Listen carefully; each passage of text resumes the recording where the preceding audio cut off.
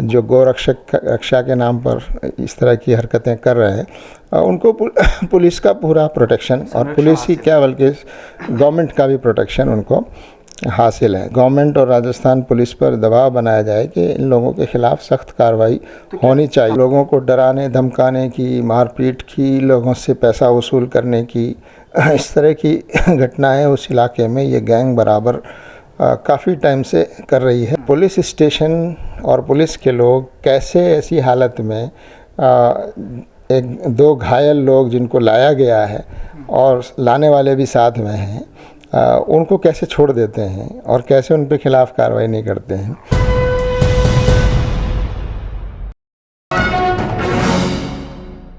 जुनैद और नासिर हत्या मामले में जमाते इस्लामी हिंद का एक डेलीगेशन जुनैद और नासिर के परिवार से मुलाकात करने के लिए पहुंचा था। मेरे साथ बातचीत करने के लिए इस वक्त जमाते इस्लामी हिंद के vice president engineers Mohammad Salim साहब मौजूद हैं। सलीम साहब, आप लोग वहां पहुंचे थे, परिवार से आप लोगों ने मुलाकात की है, पूरा मसला कैसे देखते हैं आप, जो कुछ ये हुआ है, और उस पर आपकी पहली प्रतिक्रिया जमाते इस्लामी हिंद की। 22 फरवरी को हमारा एक डेलीगेशन वहाँ गया था। घटमी का गांव का नाम है और गोपालगढ़ तहसील का हिस्सा है वो,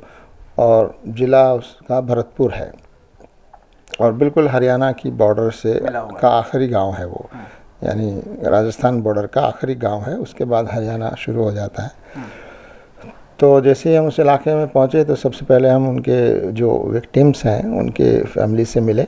पहले जुनैद के यहाँ गए हम, उनके भाई और उनके करीबी रिश्तेदारों से तफसील से बात हुई, और उसके बाद नासिर के यहाँ भी गए और उनके जो फैमिली के मेंबर्स हैं उन लोगों से भी बात हुई, और ये बताया कि ये जुनैद और नासिर जो हैं ये 15 फरवरी की सुबह को निकले थे, और उसके बाद जैसा कि जो तफसीलात मालूम हो रही हैं वो ये कि 16 फरवरी को दिन में 11 बजे करीब इनके पास इत्तला आती है कि एक गाड़ी जली हुई मिली है और उसमें 2 डेड बॉडीज़ हैं, और ये तो लोग तलाश कर ही रहे थे। तो जब पहुँचे तो जाहिर है कि वो जुनैद और नासिर दोनों की बॉडीज़ थी, और बता रहे कि बॉडीज़ बिल्कुल जल चुकी थी और हड्डियों के अलावा कोई चीज़ उसमें नहीं थी। और उसके बाद जब और तफसीलात उन्होंने बताई तो उन्होंने उस इलाके में हरियाणा की एक गैंग काम करती है जो गौरक्षक के नाम पर, और उनका एक सरगना भी है जिसका नाम भी बहुत मशहूर हो गया है, और वो सरगना अपने आप को गौरक्षक का लीडर कहता है, और उनके पास हथियार भी हैं जिनका वो डिस्प्ले भी करता रहता है, और उसकी गैंग में और भी बहुत सारे लोग हैं, और उसको हरियाणा सरकार की सरपरस्ती और प्रोटेक्शन हासिल है। और ऐसी घटनाएं वो लोगों को डराने धमकाने की, मारपीट की, लोगों से पैसा वसूल करने की, इस तरह की घटनाएं उस इलाके में ये गैंग बराबर काफ़ी टाइम से कर रही है, और इसकी कई शिकायतें पहले भी की जा चुकी हैं। तो घर के लोगों का कहना है कि इसी गैंग के लोगों ने उनको अगवा किया है। अगवा करके और जो तफसीलात मालूम हुई उससे पता लगा कि पहले इनको बहुत मारा पीटा गया, और मारपीट करने के बाद जब बहुत सीरियस हालत में ये लोग थे तो ये फ़िरोज़पुर झिरका जो पुलिस स्टेशन है हरियाणा में पड़ता है, वहाँ ये लोग इन दोनों को ले गए,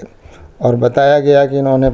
उनको पुलिस के हवाले करना चाहा कि ये गो तस्कर हैं और इनके ख़िलाफ़ जो है आप केस बनाइए, कार्रवाई कीजिए। तो इनकी हालत को देखकर पुलिस ने उनको लेने से इनकार कर दिया, और उसके बाद जो है ये वाक़या है 16 तारीख की सुबह 6 साढ़े 6 बजे का, जो पुलिस स्टेशन की बात कही है घर के लोगों ने, और 11 बजे के आसपास जो है वो जो है रात को अगले दिन 11 बजे वो उनके साथ ये मामला पेश आया। तो एक ताज्जुब की बात तो ये है कि पुलिस स्टेशन और पुलिस के लोग कैसे ऐसी हालत में एक 2 घायल लोग जिनको लाया गया है और लाने वाले भी साथ में हैं, उनको कैसे छोड़ देते हैं और कैसे उन पे खिलाफ़ कार्रवाई नहीं करते हैं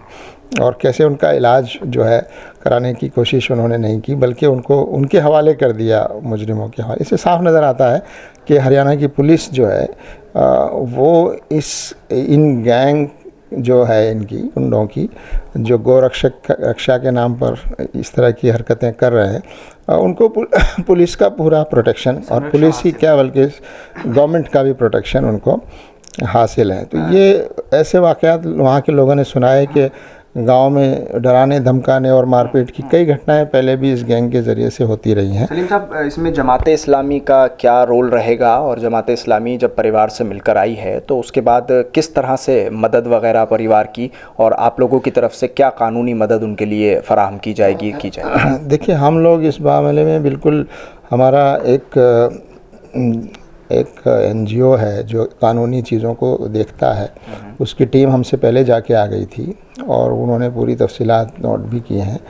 और अब पूरे हालात का और लीगल चीज़ों का जायज़ा लिया जा रहा है और उनको मदद और रहनुमाई की जा रही है कि इस केस को कमज़ोर न होने दिया जाए और इस केस को ठीक से प्लीड किया जाए, और राजस्थान गवर्नमेंट और राजस्थान पुलिस पर दबाव बनाया जाए कि इन लोगों के ख़िलाफ़ सख्त कार्रवाई होनी चाहिए। दबाव बनाने की ज़रूरत महसूस हो रही है राजस्थान पुलिस पर, क्योंकि वहाँ तो वो सरकार नहीं है कि जिसको ये कह दिया जाए कि भाई ये गौ रक्षकों का साथ देते हैं और उनको तक़वियत बख्शते हैं। देखिए, सरकार का जो नेचर है वो चाहे किसी पार्टी की हो, एक जैसा होता है। सरकारें कभी पब्लिक दबाव के बगैर काम नहीं करती, और इंसाफ, ये तो कोई नई चीज़, एक्स्ट्रा चीज़ तो नहीं मांगी जा रही, सिर्फ इंसाफ मांगा जा रहा है कि हुकूमत अपनी ज़िम्मेदारी निभाए, और जो क्रिमिनल्स हैं और जिनके नाम भी आ चुके हैं, नामजद FIR है, उनकी गिरफ़्तारी अभी तक नहीं हुई है। एक के सिवा एक की गिरफ़्तारी हुई है, बाकी लोगों की अभी तक गिरफ़्तारी नहीं हुई। दूसरा ये कि जो इस गैंग का सरगना है उसको बचाने के लिए, उसके प्रोटेक्शन में कई तंजीमें जो हैं, उस तरह की जो तंजीमें हरियाणा में रैलियां निकाल रही हैं, धरने दे रही हैं, पंचायतें हो रही हैं। तो ये एक गलत किस्म का रुझान है कि एक मुजरिम को बचाने के लिए इस तरह की चीज़ें की जा रही हैं। तो इस अंदाज़ा कर सकते हैं कि हरियाणा की सूरत हाल और हरियाणा हुकूमत का रवैया इस मामले में कैसा है कि वो इस दबाव के ज़रिए से उन पर कार्रवाई न हो, बल्कि राजस्थान पुलिस के लोगों पर भी FIR की गई है कि जब वो इनमें से कुछ लोगों को अरेस्ट करने गए तो बताया गया कि वहाँ उन घर के लोगों के साथ कुछ हुआ, और उसके नतीजे में उनके ख़िलाफ़ भी FIR। राजस्थान पुलिस को तो महापंचायत से बाकायदा धमकियां भी दी गई थी कि अगर यहाँ आएंगे तो अपने पैरों से तो आएंगे, लेकिन जाने नहीं देंगे उनको अपने पैरों से। ये सब चीज़ें मीडिया में आ रही हैं, और ये एक तरह से सीधे सीधे हुकूमत को एक चैलेंज है, और राजस्थान गवर्नमेंट के लिए भी एक बड़ा चैलेंज है ये कि वो कितनी मजबूती के साथ इन क्रिमिनल्स के ख़िलाफ़ कार्रवाई करने में अपनी जो ज़िम्मेदारी है वो निभाती है, और जो पीड़ित परिवार हैं उनको ये लगना चाहिए कि राजस्थान की हुकूमत उनके साथ है और उनको इंसाफ दिलाएगी, और सज़ा दिलाने के साथ साथ वो परिवार बहुत ही कमज़ोर हालत में है। दोनों परिवार में जो दोनों लोग थे, यही कमाने वाले लोग थे, सपोर्ट करने वाले लोग थे फैमिली को। लिहाजा राजस्थान गवर्नमेंट को चाहिए कि उनको अच्छी माली मदद भी राजस्थान गवर्नमेंट को करनी चाहिए। अब तक जो मदद दी गई है वो बहुत नाकाफ़ी है, और हमारा कहना यह है कि उनको अच्छी मदद दी जानी चाहिए। जैसे और केसेस में भी 50 लाख 1 करोड़ की करीब मदद कई केसेस में की गई है जो स्पेशल केसेस हैं, तो इन केसेस को भी इसी तरह का स्पेशल केस मानकर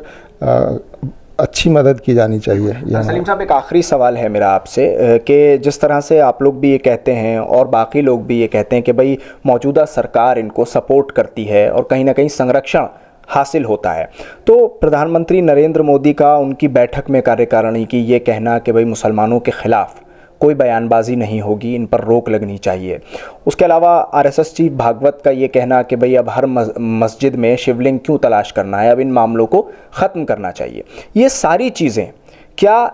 मोनू मानेसर, यति नरसिंहानंद ऐसे लोगों तक नहीं पहुंच पाती हैं, या फिर इन लोगों को बाकायदा ये छूट दी जाती है कि हम कहते रहेंगे, आप करते रहिएगा? इस पर आपका क्या कहना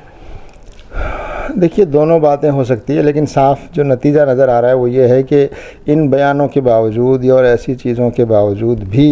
ये वाक़यात रुक नहीं रहे हैं, ये वाक़यात बराबर हो रहे हैं। तो दो ही बात हो सकती है। एक तो वही बात हो सकती है कि ये लोग जो एलिमेंट्स हैं अभी इनके कंट्रोल में नहीं है या इनकी बात नहीं सुन रहे हैं। एक तो ये बात कही जा सकती। दूसरी बात ये है कि वो भी जानते हैं कि सिर्फ कहने को कहा जा रहा है और उनकी तरफ से कोई ऐसी सीरियस चीज़ नहीं है, उसको रोकने की कोशिश नहीं है। भाई, अगर आप बयान दे रहे हैं, इसके बावजूद चीज़ें हो रही हैं, तो आपको सख्ती से ऐसे लोगों से अपने आप को अलग करना चाहिए और ऐसे लोगों के ख़िलाफ़ आपकी नाराज़गी और आपकी हुकूमत, हरियाणा में आपकी हुकूमत है, और वहाँ आप इनके ख़िलाफ़ कार्रवाई करके ये सबूत दें कि जो बात आप कह रहे हैं बयान में, ज़बान में, वो बात जो है उसको सही साबित करें। तो बयान की हद तक तो है मामला, लेकिन उसका नतीजा नज़र नहीं आ रहा है। तो ये इससे बहुत सारे सवाल पैदा होते हैं कि आखिर ऐसा क्यों हो रहा है। तो ये बहुत ख़तरनाक रुझान है। ठीक, शुक्रिया बातचीत करने के लिए सलीम साहब। तो जिस तरह से कहा गया कि मोनू मानेसर और इस तरह का जो पूरा गैंग है जो गौरक्षा के नाम पर मुस्लिम इलाक़ों में जाता है, बाकायदा हथियार लेकर, हथियारों से लैस वहाँ जाकर दबंगई दिखाता है और मुसलमानों को धमकाता है, और उसी की ये जो एक घटना सामने आई है नासिर जुनैद वाली, इसमें पूरी तरह से सरकार का पूरा संरक्षण हासिल है इस तरह के जो दंगाई हैं उनको। और अगर मौजूदा सरकार इस पर कार्रवाई नहीं करती है तो ये हालात बद से बदतर होते जाएंगे। जमात इस्लामी हिंद इस पूरे मामले में तमाम तरह से परिवार के साथ खड़ी है, ऐसा जमात इस्लामी हिंद के vice president engineer Mohammad Salim का कहना है। दिल्ली से कैमरा पर्सन फैयाज हुसैन के साथ न्यूज़ MX के लिए साहिल नकवी।